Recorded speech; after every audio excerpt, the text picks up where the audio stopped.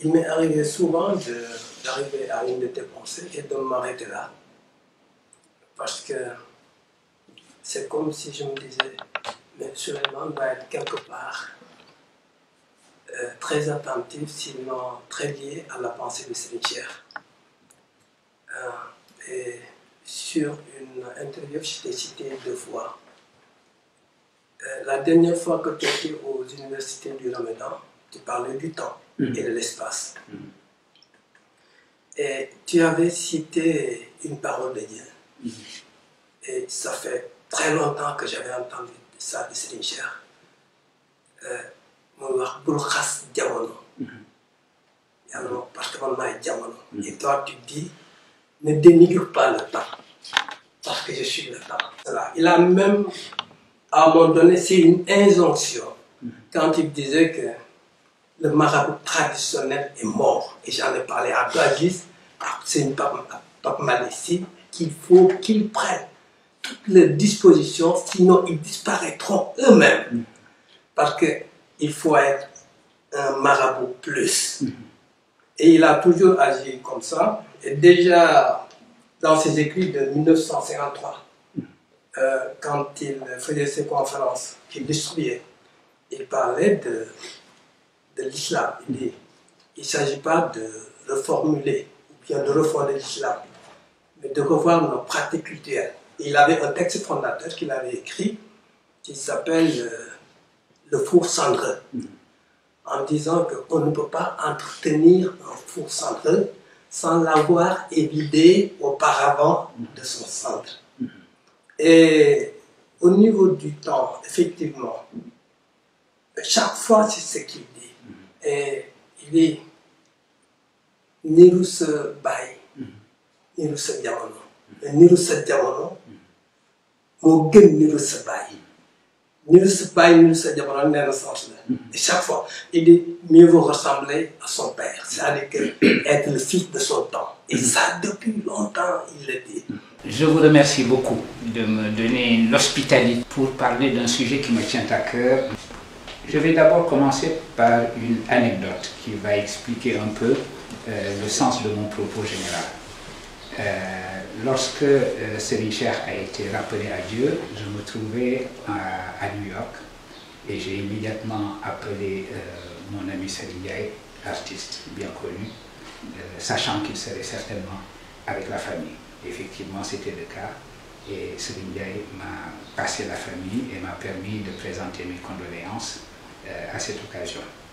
Et la réponse qui m'a été faite, dès que j'ai commencé à présenter mes condoléances, on m'a dit c'est à vous que nous présentons les condoléances et à travers vous, aux intellectuels en général dans notre pays et dans le monde, parce que c'est vous qui avez perdu un des vôtres.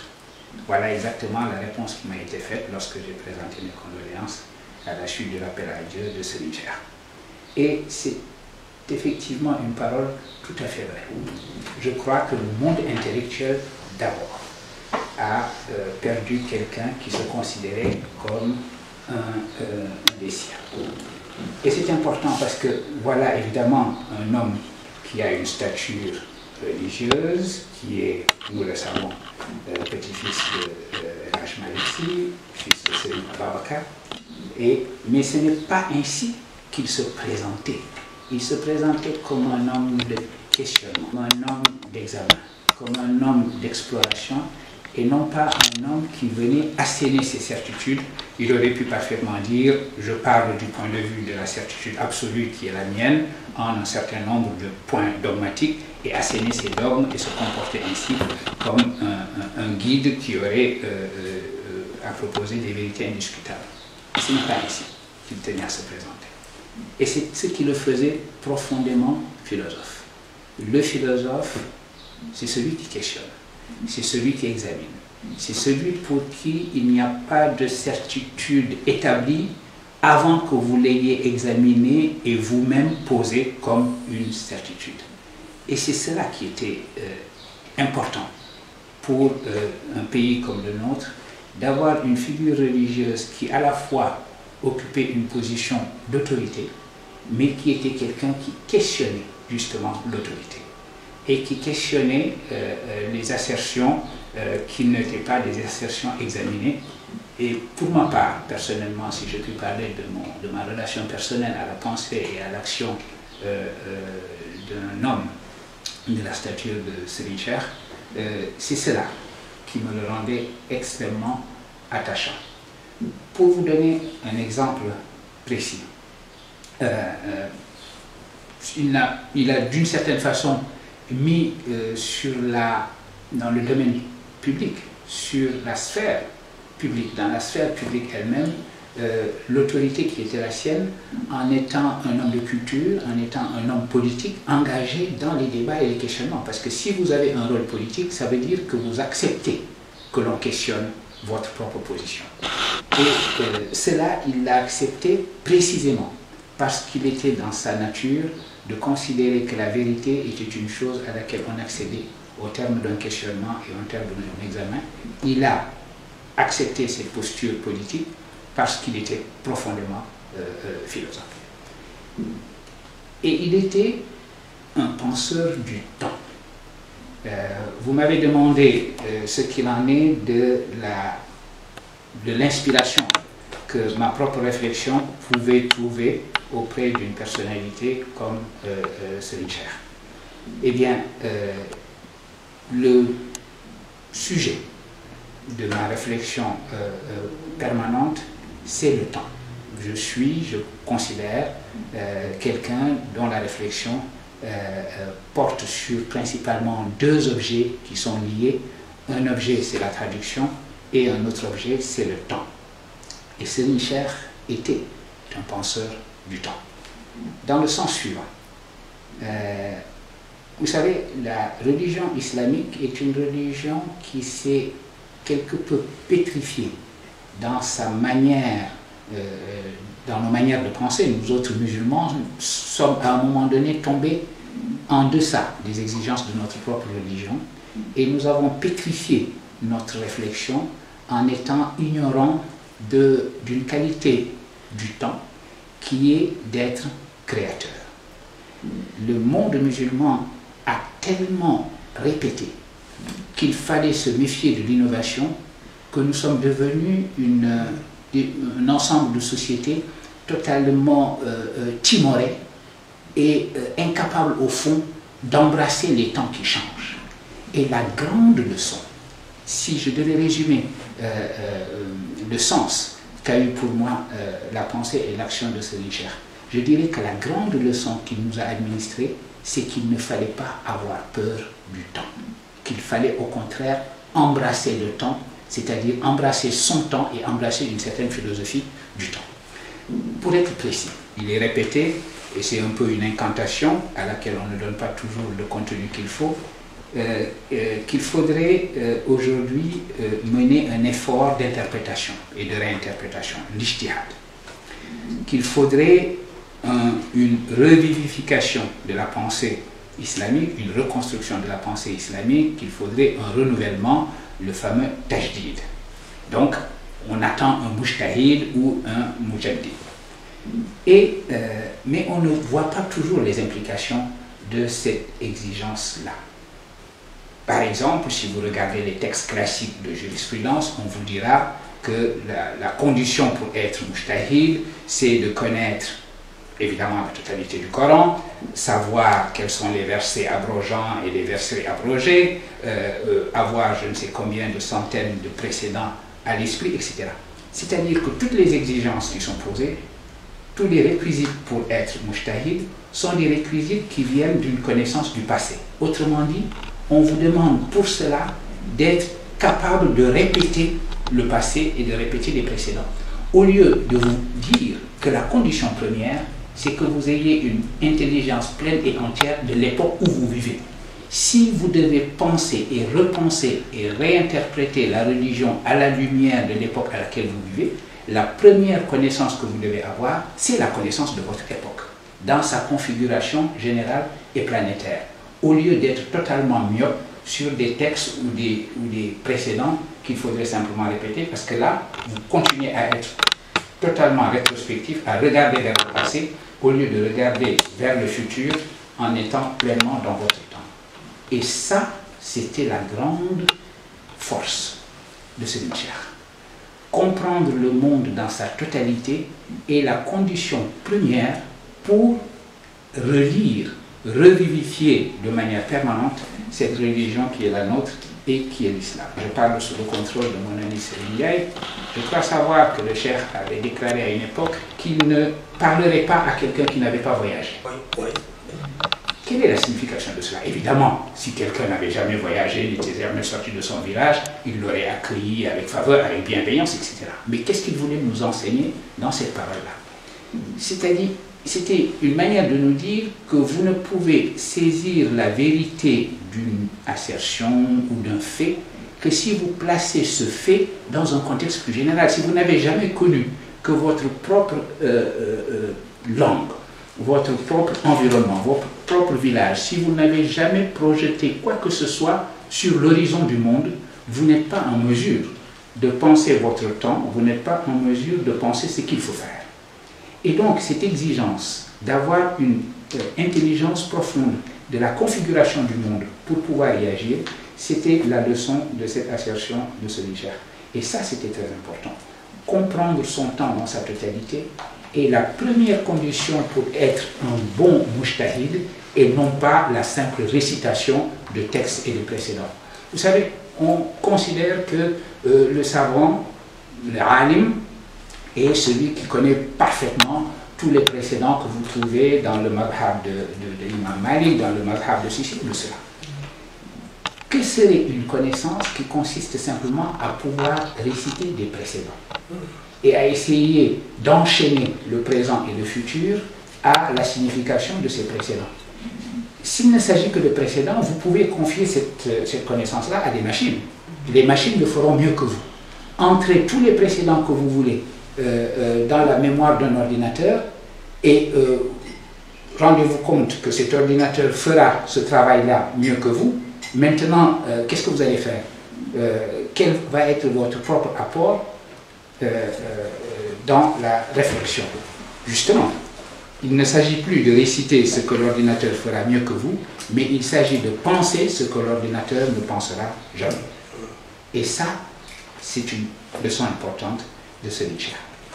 Deuxième aspect de son enseignement, qui est un approfondissement d'une parole à laquelle nous devons prêter la plus grande attention et qui est une parole prononcée par l'imam Ali, le quatrième calife de l'islam, l'imam Ali ibn Abi Talib, qui a dit la chose suivante: enseignez à vos jeunes des choses que vous-même n'avez pas reçues dans votre enseignement parce qu'ils appartiennent à une époque qui n'est pas la vôtre. C'est une expression tout à fait paradoxale. Pour l'enseignant que je suis, cette parole, si je la traduis littéralement, me commande de savoir enseigner des choses que je ne sais pas, précisément parce que ces choses-là profiteront aux étudiants à qui j'enseigne, parce que ces étudiants, eux, vont vivre dans une époque qui, déjà, n'est plus la mienne. Qu'est-ce que cela veut dire? Cela veut dire que la signification de l'enseignement que je donne aujourd'hui me vient non pas du passé, mais du futur. J'enseigne pour le futur, pour un temps dont je ne sais rien, mais il est de ma responsabilité d'essayer d'anticiper au mieux ce temps-là. Et là encore, c'est une conception du temps comme créateur et productif. Le temps n'est pas un danger pour ce que je crois savoir. Au contraire, c'est le contexte de déploiement de la connaissance et c'est le contexte d'acquisition de la connaissance. Je dois apprendre à apprendre parce que c'est la seule manière de répondre à ce paradoxe. Autrement dit, ce que je dois leur apprendre, c'est la souplesse de la pensée, c'est la flexibilité de la pensée, c'est la capacité de la pensée d'accueillir ce qui n'a pas été pensé jusque-là, d'accueillir ce dont on n'a jamais entendu parler jusque-là, de les rendre disponibles pour ce qui va arriver et qui peut être imprévisible. Et cela, j'ai entendu le cheikh le répéter, qu'il fallait élever des enfants dans l'esprit du temps qui sera le leur et non pas dans l'esprit du temps qui est le nôtre et qui déjà ne nous appartient plus. Voilà encore une fois l'une des raisons pour lesquelles j'ai dit tout à l'heure que Serigne Cheikh est un penseur du temps. Penseur de la totalité, il vous faut penser globalement pour pouvoir comprendre ce qui se passe localement. Et deuxièmement, il vous faut penser le futur pour pouvoir agir au présent. Voilà deux aspects qui pour moi sont des piliers de la pensée de Serigne Cheikh et les raisons ultimes de l'action qu'il a menée sur tous les plans dans notre pays, sur le plan culturel, sur le plan politique. Et c'est également un aspect de son engagement de tous les jours dans l'action dans la sphère publique. Et c'est le dernier point sur lequel je voudrais indiquer en quoi il me semble que cette pensée est un viatique pour nous qui devrait nous accompagner dans notre trajectoire. J'ai parlé d'action politique. Tout le monde le sait. Serigne Cheikh a toujours été aux premières loges quand il s'agissait d'agir politiquement. Pourquoi? Il a rompu de ce point de vue-là avec la figure du religieux contemplatif. Parce qu'il a compris que le soufisme, le mysticisme dans l'islam, n'est pas une voie contemplative ou n'est pas seulement une voie contemplative, c'est d'abord et avant tout une voie de l'action. Il est de la responsabilité de l'humain d'agir dans le monde pour le transformer. Cette vision du mystique comme celui qui voit une autre réalité, qui vit dans une autre réalité qu'il perçoit par l'œil du cœur ou tout autre nom que vous voudrez donner à la faculté d'intuition qui est caractéristique du mystique, ça n'est pas une philosophie pour notre temps. Il ne s'agit pas de voir quelque chose, il s'agit d'être quelque chose et de réaliser quelque chose. D'être quelque chose dans la réalisation de quelque chose. Autrement dit, il s'agit de continuellement transformer notre propre être en transformant notre monde. Voilà pourquoi au soufisme de l'extinction dans la vérité ultime ou dans la totalité, le soufisme du fana, comme on appelle cela techniquement, il faut aujourd'hui substituer le soufisme du baka, le soufisme de la subsistance, de l'affirmation de soi, de l'affirmation de la réalité du monde, de l'affirmation de la réalité de soi et de l'affirmation de la relation que nous entretenons au monde. N'essayons pas d'aller voir les choses, de voir un autre monde, un monde extraordinaire, et ne nous inquiétons pas non plus des miracles, inquiétons-nous simplement de ce que nous allons devenir en faisant advenir le monde que nous souhaitons. Et c'est cela la signification ultime du tasawwuf exigé par notre temps. Et il me semble que de cela, Serigne Cheikh a été également l'incarnation. Ce qui fait l'importance de sa pensée et ce qui me fait revenir pour conclure sur ce que je disais au départ. Effectivement, avec son rappel à Dieu, c'est véritablement le monde intellectuel qui a perdu l'un des siens. Mais dans le monde intellectuel, une fois que j'ai dit cela, j'ajoute que dans le monde intellectuel, on ne perd jamais une pensée qui, par nature, est en mesure de nous éclairer et de continuer à nous éclairer. Donc je crois que la lumière de Serigne Cheikh reste avec nous et il est de notre responsabilité de la faire rayonner.